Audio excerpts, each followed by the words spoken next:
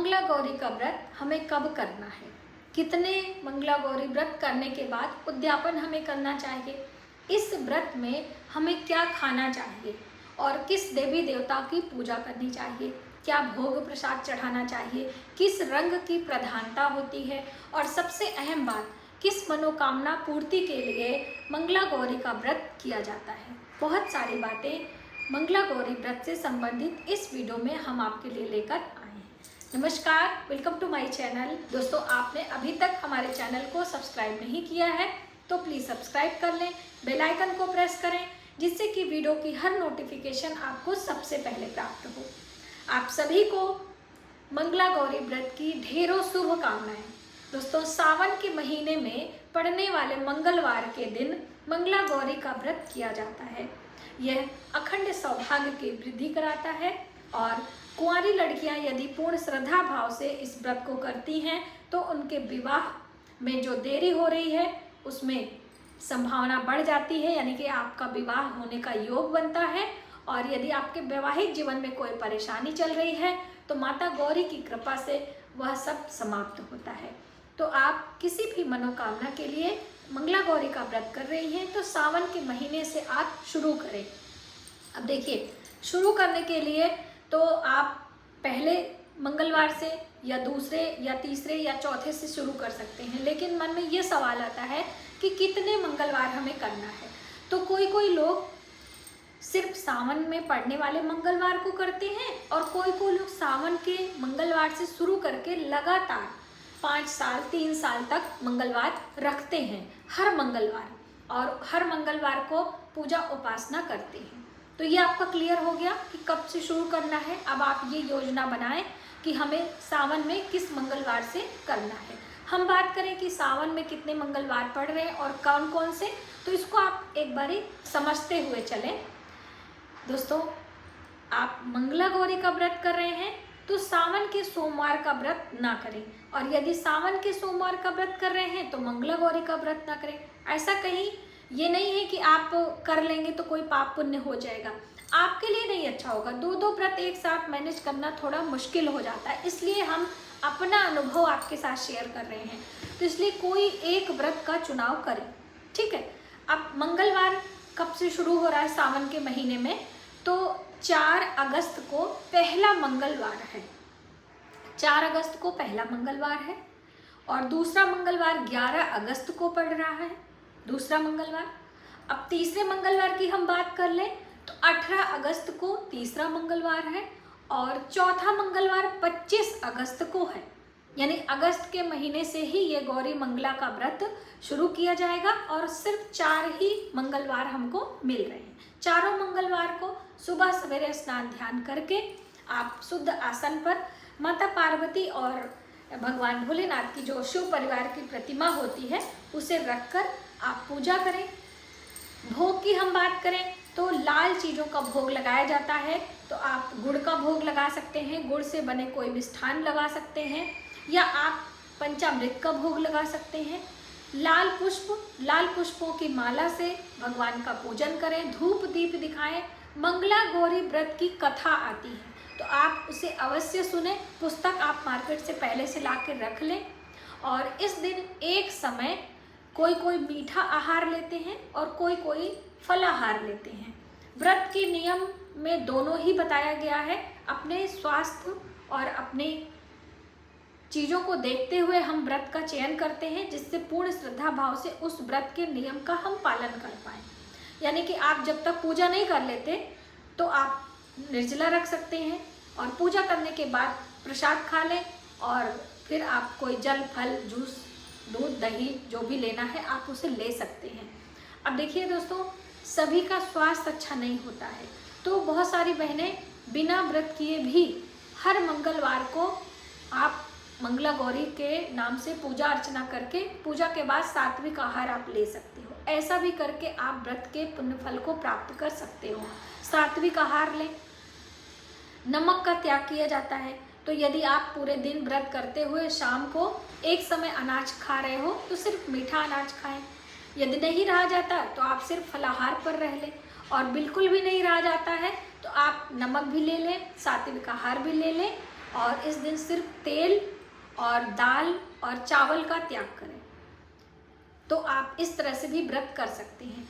ये अपने ऊपर होता है कि हम कितनी श्रद्धा से पूजा अर्चना करें। अब कई लोगों के मन में ये सवाल आता है कि जब व्रत संपूर्ण हो जाएगा तो क्या हमें उद्यापन करना ज़रूरी होता है?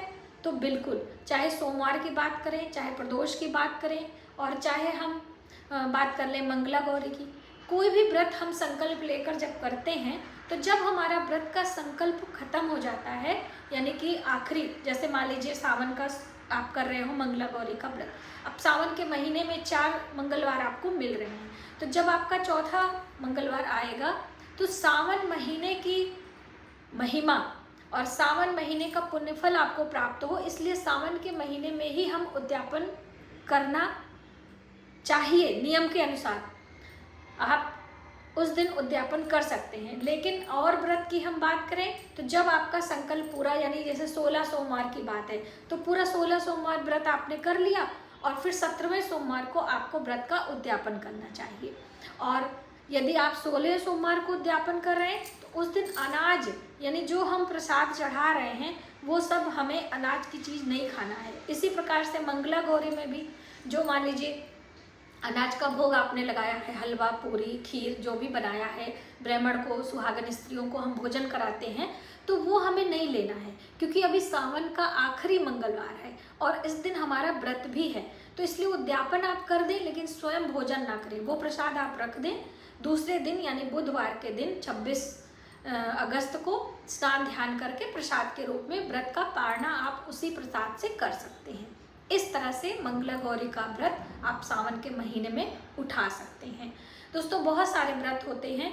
अब कौन कौन से व्रत करने ज़रूरी हैं, क्या हम सब व्रत करें, क्या करें, बहुत सारी बहनें ऐसे कंफ्यूज रहती हैं। तो बिल्कुल आप इन सब चक्करों में ना पड़े।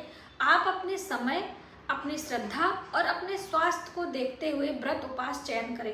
अब ऐसा नहीं है कि जितने भी हैं हम ज़्यादा पुण्यफल, भगवान जी की कृपा बहुत ज़्यादा हो जाएगी, सोमवार भी रह लें, हम गौरी मंगला भी कर लें, हम त्रयोदशी भी कर लें, हम पूर्णिमा भी कर लें, हम एकादशी भी कर लें, भगवान जी ज़्यादा प्रसन्न हो जाएंगे। ऐसा बिल्कुल भी नहीं है। हमारी पारिवारिक जिम्मेदारियां हैं, हमारी नैतिक जिम्मेदारियां हैं, हमारे भगवान की पूजा पाठ करने के कुछ नियम हैं। उन सब बातों का ध्यान रखते हुए हमें कोई भी व्रत उपास चयन करना चाहिए। और जब एक बारी आपने चयन कर लिया, उसके व्रत नियम को आपने समझ लिया, तो उसी को फॉलो भी करना चाहिए नियम से। अगर नहीं हो पाता तो बस आप सिर्फ पूजा उपासना करके उस दिन उस व्रत की कथा सुन लें और भगवान को प्रणाम करके क्षमा मांग लें। ऐसा भी करके भी आप लाभ ले सकते हैं। ठीक है, तो आप जैसे भी कर रहे हैं, सावन के महीने से ही मंगला गौरी का व्रत किया जाता है, ये ज़्यादा महत्व रखता है।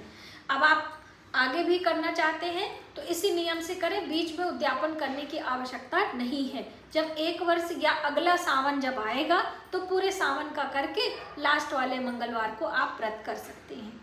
ठीक है, और माता पार्वती और भगवान शिव और भगवान गणेश की ही पूजा गौरी मंगला के व्रत में की जाती है और सिंदूर अवश्य चढ़ाते हैं।